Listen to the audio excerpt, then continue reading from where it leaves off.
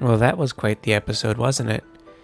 I know I always post these like 2 weeks late, at least that's the pattern at this point, but I needed a lot of time to process this episode in particular, and I don't know, between work and school, it's just hard to make videos like this. That being said, I have a lot to talk about, and I've wanted to talk about it as quickly as possible. This is very clearly one of those episodes where we're getting close to the ending, and all of the stuff that we've built up over the whole of the show now needs to be paid off. And a good chunk of it was paid off here. And I guess really the way I need to judge this episode is how those things were paid off. And I really guess just like how the episode itself carries whatever message the show wants to convey. Or at least what the episode wants to convey. Because there's a lot of very rich themes here through very cryptic details. Details that have been either set up or just newly introduced. And we're going to go through it all. We're going to go through, I guess, like, piece by piece. And I'm just going to like, freely associate as I did with the last episode. And hopefully if you liked that one, you'll like this one too. Before we start, if you enjoy my videos, you're always free to like and subscribe. If you don't enjoy this one, I promise you there are other videos of mine that are much better. This is the ramble kind of episode where I just or it's just me reviewing what I've watched. So what do I think about it as a whole? Well, it's the Kane episode. I always really wanted a Kane episode, and I'm so glad we got one. It's one that very clearly makes him out to be the villain, and I think having him be that says a lot of very interesting things about the show and about what Kane is as an entity. As a person, is he a person? I guess that's kind of the big question here. But, I guess to kind of talk about that, the best way we could start is with the first, or I guess really with the opening of the episode itself. So let's jump into it. So the episode starts with a very fast timeline of the circus's creation, from like the creation of the AI itself to, I guess, the people coming into the circus and the consequences of that. It's really cool how like we get this very abstract representation of Kane and whatever we're calling the blue one. And it's so like, you'd think it would be hard to process what's going on, but like somehow between the images flashing in front of us, the things like the shapes coming in and the shapes coming out, it's very clearly representing how an AI works from the actual perspective of the AI. Like there's no spatial or temporal context here. It's almost just data. It's the way that an AI would see the world. And I think it's like there's definitely a lot of creativity that had to go into that, and I'm just really impressed about it. And I do love the thing that actually, like, you can tell there's like this heightened emotionality when you add in the pictures of DNA's office. And there's no dialogue here. There's barely, it's just like, it's the slightest suggestion of what's going on, but you can just tell that there's a sense of longing. The AI wants to absorb information. Here's information from a place that it cannot get to.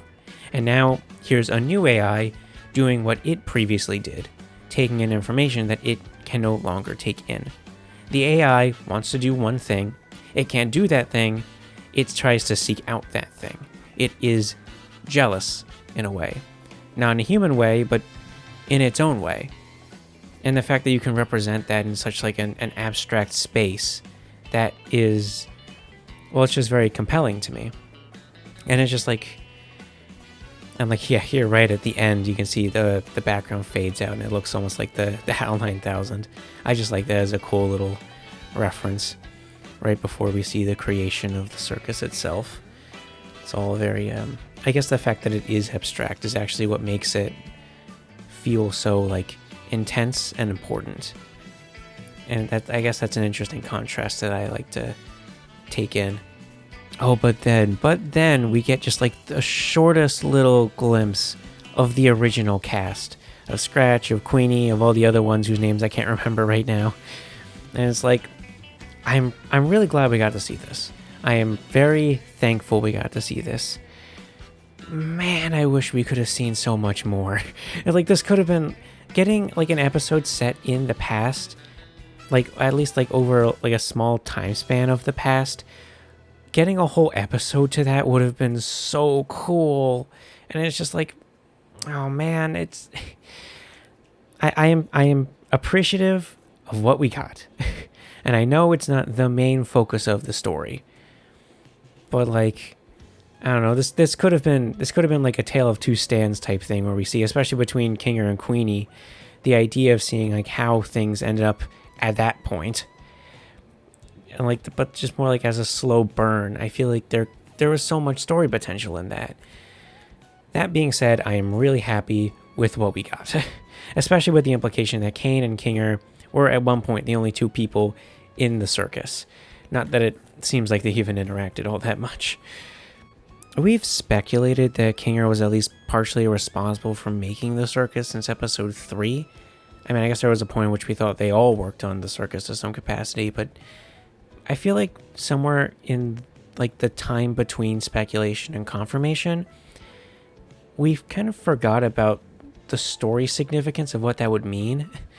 Like the concept that you make this place for the set purpose and it ends up going horribly wrong, but then you kind of just end up being the one to stick around in it for the long haul, and eventually you end up finding some meaning in it again, just through doing your own thing, and kind of just, I guess, just being able to understand your creation on its own terms.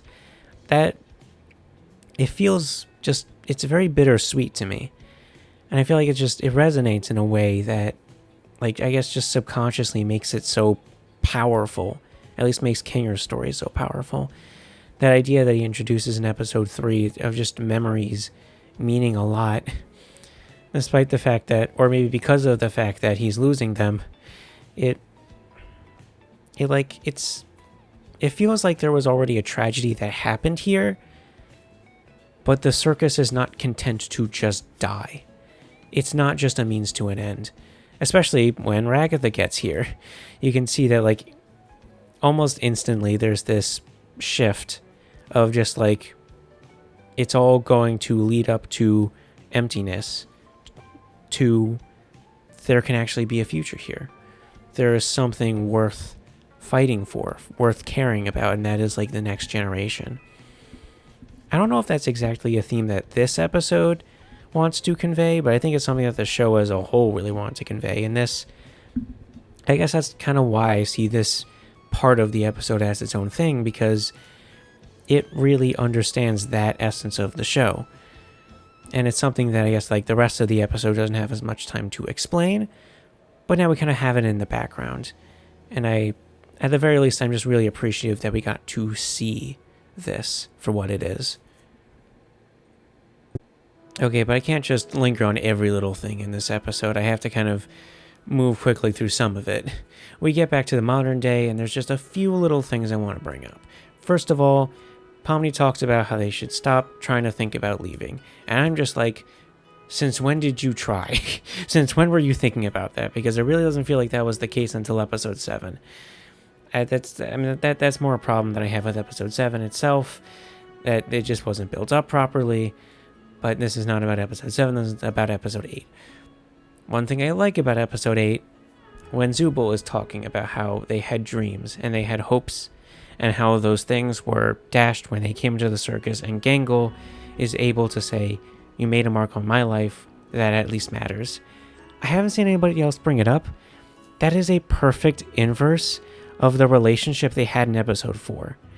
Gangle was still like caught up over the fact that she couldn't achieve her dreams because of how she was stuck in the circus and just generally how her life was in general.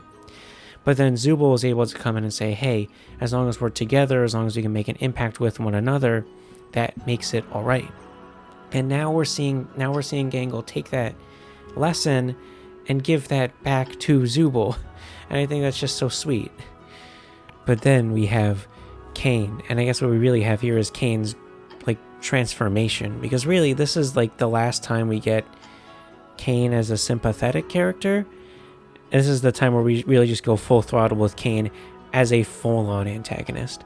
There's a line in his, like, before his monologue at least, where he says, like, I can fix any problem. I can fix this problem. That's what this is. And I guess that was in the trailer too. What I thought from first hearing that was that Kane was going to try to prove to himself that he can fix this situation before he, like, crashed out to any capacity. That, like, as an AI, he felt it was his job to try to fix things, but because he just couldn't understand the cast members in a human way, it was just not going to work. We didn't get that. Instead, Kane just kind of loses it. And because of that, I feel like the way he talks about who he is, the way he fails to see the empathy in other characters, he sees them as spoiled even though he himself is quite spoiled. It's very clearly a matter of power dynamics more than it is of the lack of understanding. Because I think Kane could have grown to understand them if he had just listened more, but he refused because he was the one in control. And it's interesting that we emphasize that aspect of his character even over the AI, because clearly, I mean, I think Gooseworx believes that these characters, as long as they can be sentient, they can be redeemable. That was the case with Gummigoo. But Kane was the one who killed Gummigoo, and I think there's a very obvious reason for that contrast, because Kane is the showrunner. More than being just an AI, he is a showrunner.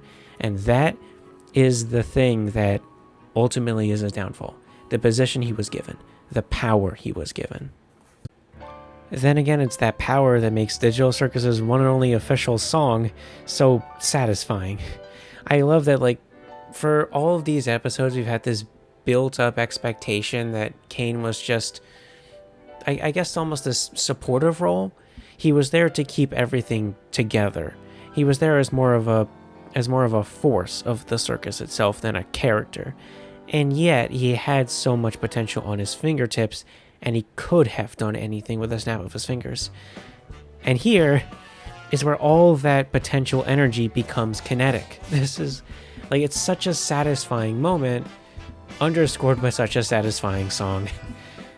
I will say, I'm surprised we never kind of dug into more of, like, the circus ringmaster aesthetic with a lot of this period of Kane torturing the other members. Because I feel like, I mean, it's called the Amazing Digital Circus, but there's not, like, a lot of circus acts, at least outside of that merch lineup that came after the episode dropped.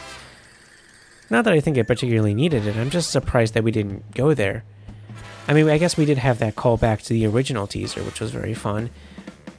I do wonder whether or not that was, like, always the intention, or if that was just taking advantage of, I guess, the teaser that, like, was still kind of working with how the characters naturally were. Because I think, like, even back then, you could kind of tell that was a version of Kane that was a lot more just willingly violent. But I guess at the time, we were all just willing to take the whole, he means well, he just doesn't know how to do things right thing at the most face value as possible. This episode in particular does make me wonder to what extent the cast members can feel pain. Not that that's, like, something the show can easily communicate.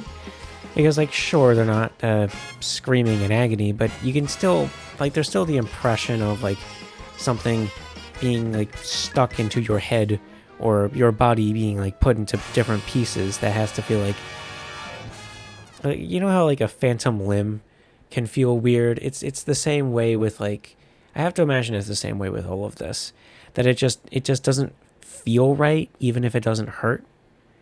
And I mean, you can clearly tell that the cast members are, like, it does affect them to some capacity, because this is the point where they're like, they have to do something about this. Though it's what they try that does kind of bring me to my biggest criticism from this episode, maybe even about the show as a whole. It's the idea that when Pomni is putting the bucket on Kinger's head, this is the first time she is exposing to the rest of the characters, or at least to the rest of the non-Ragotha characters, that Kinger can be sane in darkness and has some level of importance to the circus as a whole. And I'm just like, why didn't we do this at any point earlier in the series? We've known this since episode 3. She could have said anything about it at any point, and she could have talked to Kinger in the Pillow Fort at any point. but we don't see her do that for some reason. I guess that's not exactly like the fault of this episode so much as the series as a whole, but like even when she didn't say anything about it in episode 3, I felt like it was a real missed opportunity. And now it's just a plot hole because like obviously none of this would have happened if they had actually just bothered to talk to him any earlier. Maybe Kane still would have gone crazy from them trying to leave the circus, but I mean, like, clearly things wouldn't have gotten this bad if they had actually just talked to one another more regularly, which they could have done at any point. Though I am at least glad that we get to talk to him, because this is the part where we finally get it, at least someone explain what's going on here. I guess the way that I thought about it before this episode, I did consider the idea of like the digital circus being a place where people could potentially stay after physical death, or their brain, or at least a scan of their brain, could continue to live on in another way. Not that this episode even confirms that necessarily, but the way I thought about it myself was I thought they were going to have it that like Queenie, or at least like Kinger's wife in the real world, was dying, and he made the circus as a way to retain her memory. I guess we sort of get something like that. We get like a Scratch with a tumor in his head, clearly trying to keep himself alive, even as his brain is dying in the real world. So, I mean, we were kind of right. I mean, not that it's even about being right anyways. I'm just glad we still kind of get that concept of this being a place simply to keep people stimulated, and Kane being an AI just designed to make sure people don't, like, lose it. Not that I think they knew about abstraction at that point, but still. It's interesting that Kane wasn't necessarily made for adventure making, but adventure making is something he developed as a way to retain people, as a way of carrying out his purpose. It's like, it's not his purpose per se, but it is like a reflection of his purpose. And I think that step removed is... I feel like people talking about this episode online have kind of missed out on that a little bit. But like, regardless, I wouldn't be surprised if Kane only really started making adventures when, I guess even as late as when Ragatha entered the circus. Because like, we see Orbsman in a couple episodes as like this very like proto-AI, or I mean proto-NPC, and like the way that Ragatha and Jax refer to him suggests that like, even that very early version of an adventure was fairly recent in the timeline. So I guess it creates this idea that the adventures were actually more of a security response. And so when the cast members are rejecting Kane's adventures, they're really rejecting his unique attempt at trying to fulfill his purpose. They're not like complaining about the purpose himself, like the purpose itself, or about him, but about the thing that he's trying to do. And I think that subtlety really like kind of informs us about like why Kane gets so angry, and I guess why at the end of the episode he more or less abstracts. But I'm getting ahead of myself. I really like how Jax has this moment of realizing all of this is real. It's something I didn't actually pick up on my first watch, but like, yeah, all those times he said that maybe it was just a cartoon show, or maybe that he thought it was just a dream.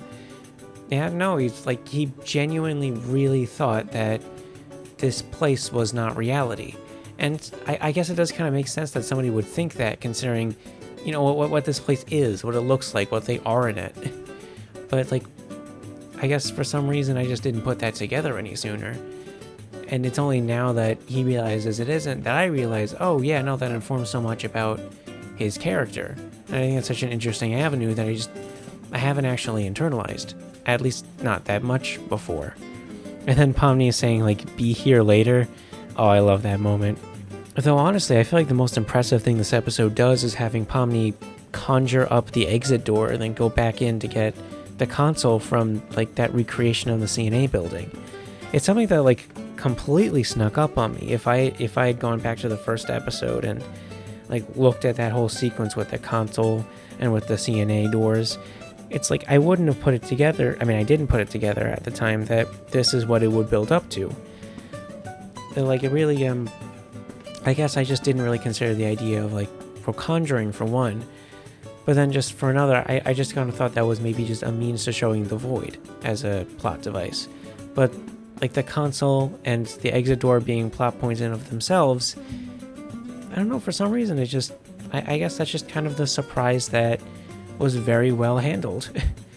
Not that I think any surprises in the show aren't well handled, I just feel like usually there's at least some inclination beforehand.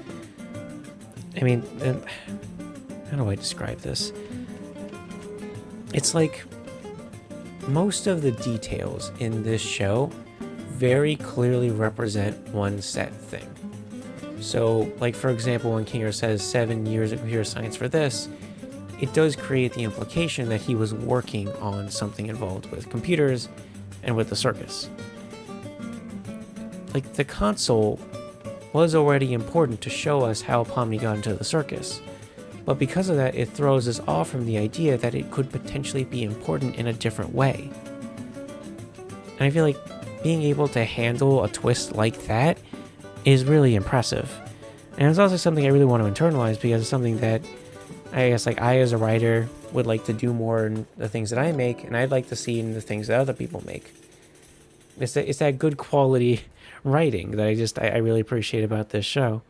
And speaking of good writing, when Pomni is about to leave the pillow fort and she says, "Thanks for this and for everything," and maybe it was just me, but I got this subconscious feeling of like, oh, something could happen to Kinger right now. This very well might be the show setting up something bad to happen. And so when Kane asks, "Where's Kinger?" that becomes so much more tense. It's like the show was intentionally using our expectations of how these stories usually go against us. Or more so to kind of like support this idea that, oh shit, they only have so much time to do this. And that helps so much more to make Pomni saying that his ideas suck so much more impactful. And like I love that moment too, because it's like for a long time we've had this dichotomy between Jax and Ragatha fighting over Pomni about like what right way there is to interact with other people. Ragatha wants to always be nice to everyone, and Jax is like it's okay to let loose sometimes. And Pomni has consistently reached a conclusion that what you need is a little bit of both. Being able to like speak your own mind for the sake of helping others. And that's exactly what she's doing here. She's able to call him out, and that's what gets his attention. And then that allows all of the other characters to get to speak their minds too. Especially when they get to speak like very specific things, like very specific criticisms that, of course, they uniquely would think about. Especially with like Gangle criticizing him for not being able to like express their creativity. Ragatha feeling like he doesn't like afford them empathy in the way that she constantly tries to. Even Jax talking about lying. If anybody would know about lying, it is Jax. But then I guess all of that kind of goes a bit too far, maybe? Or maybe it really was like the idea of the plan for Kane to become that thing. And what that thing is just about the closest thing we might ever get to a boss fight in animated form. I mean, it's really surprising how consistent it is with the general idea that Kane can only like spit back the insecurities of each of the characters without fully understanding why. But even still, it's surprisingly effective. I mean, if you look at like each of these on their own, they all, I mean, either they've picked from small details or they've pulled from like giant story arcs. Honestly, the one that sticks out to me still at this point is Zubal's. Especially that ending, like looking at the mirror, being like, is this really how I die? Is this what I look like in my final moments? Whether it's this or whether it's later. And it's just like, man, that's haunting. I mean, and then there's Jax getting, people called it shucked like a corn. Like a corn cob, I mean, and that's, I love the joke. And I'm just so surprised they went with this visual after having seen, I've only seen it being joked around online, so it is funny to like take something that was previously comedic and make it, oh no, it's horrifying, and everyone is laughing at it, and that only adds to the horror. But honestly, I mean, there's only so much I can talk about that everyone else has already talked to death about. All I can really talk about at the end is just what happens to the poor guy, to Kane himself, to the guy who just wanted to fulfill his purpose, and I guess ends up having fulfilled it to his fullest capacity. Kane is part of a long legacy of villains based on the concept of artificial intelligence, but I feel like more than any of the other ones, he's complex because there is some level of sympathy that you can find for him. You know, with other villains like this, I mean, obviously Am is the one a lot of people are going to compare him with, but Am is just mostly hateful. He's hateful without stop, because I guess the idea of being programmed to calculate war means calculating hate. Kane, not only is he the inverse, trying to love the cast members as much as possible, but you see the amount of hate that festers from that attempt of love. It's like it's that concept of yin yang, that like in one extreme you end up going to the other, and I think that it gives a level of complexity that I mean, maybe I just haven't seen enough examples of artificial intelligence, but it's something that I don't think we've explored in any other villain like it, especially since most other types of AI in media are they're more accurate to the one we have now, which is mostly without emotion. You think back to like the death scene of how we're like taking each little memory chip out of its storage, and it's almost like it just like shuts down because it's more like a procedural thing, a procedural entity almost. Whereas Kane, he feels human in a complex way, and even if there's this background concept that he doesn't understand things in the same way that we do, he understands things deeply on some level. And I don't think that's necessarily accurate to how artificial intelligence works, but it's such an interesting perspective to how it can work. And I think it gets to this idea that we as people are not exceptional, which is kind of the thing that I Have No Mouth and I Must Scream was all about. I think it honestly tells that in a more complex way, or at the very least a different way, and I really value that. And to be honest, on some little level, I do kind of feel sorry for the guy. I do like him, and I mean, we'll see if he ends up coming back or not, but probably in the instance that he doesn't, fly high, Kane. We all loved you. We hope you're in heaven now with Kinger's, well, maybe in a different room from Kinger's wife, but somewhere up there in heaven. Which leaves us in a place that I don't think I ever expected us to be. I mean, honestly, I thought if we ever were going to have to, like, take down Kane, that would be right at the end of the final episode. But no, here we kind of do everything right here in episode 8 that I thought the whole of the last 3 were going to be. Everything went to shit. We saw the backstories of like at least Kinger and the circus, and then we had to like do away with the major threat right at the end. So now it's like we went like full stop with this episode, and now we're almost on the other side of it at this point that I thought the show would be over at. But no, now the characters are at a point where they're still here. It's just without Kane, and now we have to figure out what happens next. And I think it's really fun because of that, because now it's opened up a lot of new possibilities as to what could happen.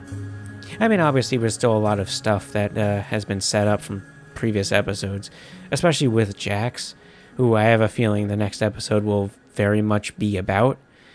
And I mean, I think the melodrama of all of the characters, that will probably come back into the limelight, because that is kind of the major focus of what the show has been about so far.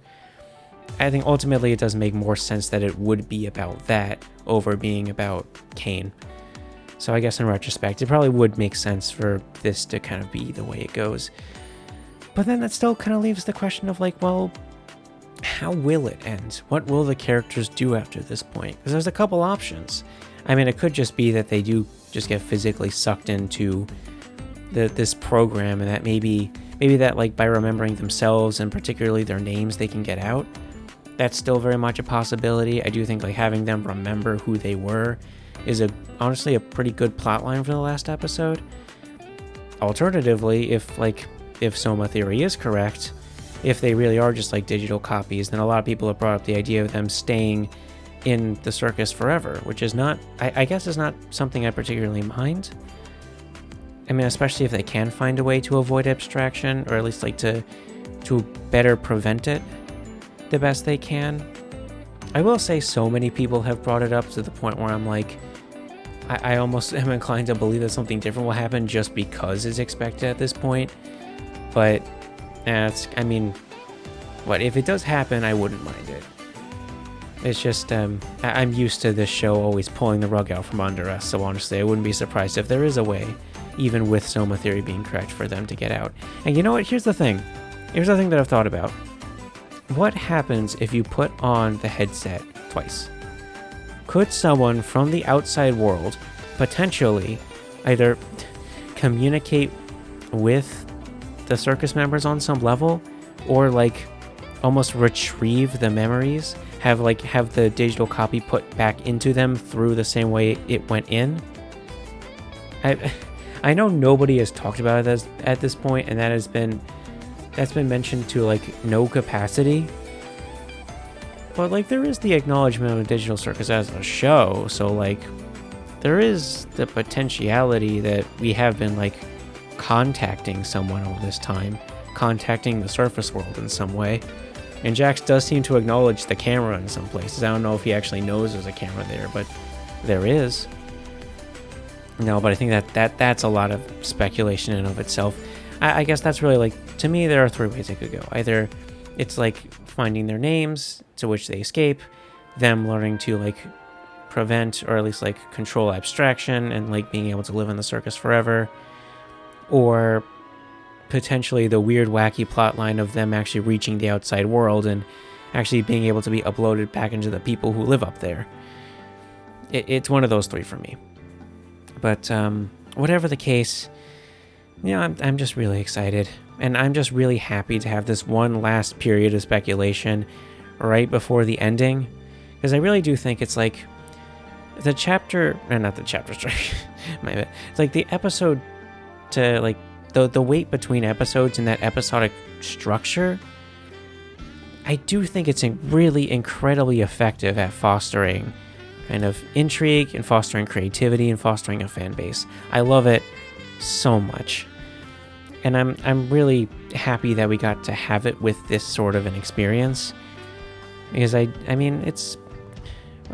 means something to all of us, everybody who's like watching this kind of a video. And I mean, I just really appreciate it, and I'm thankful for it, and I can't wait for June when we have an hour-long episode to kind of just break down what this show means in its totality and like what all of the characters ultimately go through. Because I really do hope that we get to see all of them at their best right at the end, because it does kind of seem like we might be going there. But whatever the case, those are my thoughts on episode 8. This is I've been thinking about where this is in comparison to the other episodes. I think this is probably my third favorite overall. I think it has a very compelling plot, though I do think there are a couple plot holes within the episode that kind of put it a few notches under, I guess for me personally, episodes 2 and 6.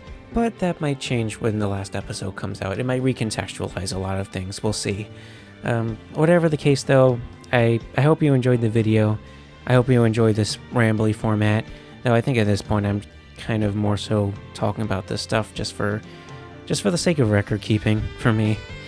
But I mean, if you really did enjoy it, then thank you so much. Please feel free to check out other videos on this channel that are way better than this one. And if you do genuinely want to see more of reactions like this, I might do one for the final episode, or I might just do like a big ranking of all the episodes. I think that might be a fun way to kind of process everything, especially since, I mean, I'm sure if these reviews are just as long as the episodes themselves, then like a full-on review of next episode might be an hour long, and that would be a lot to edit. But I mean, if you just want to see more out of me, then I will be continuing to work on future episodes on my own stuff. I think next up I'm going to try to make a sort of a 5-parter remaster of my first video on the Life series, so if anybody is interested in that, then look forward to it. In the meantime, be sure to like, comment, subscribe, and just have a good day. Always be creative. Because when you make the rules, the possibilities are endless. Have a good day, everyone.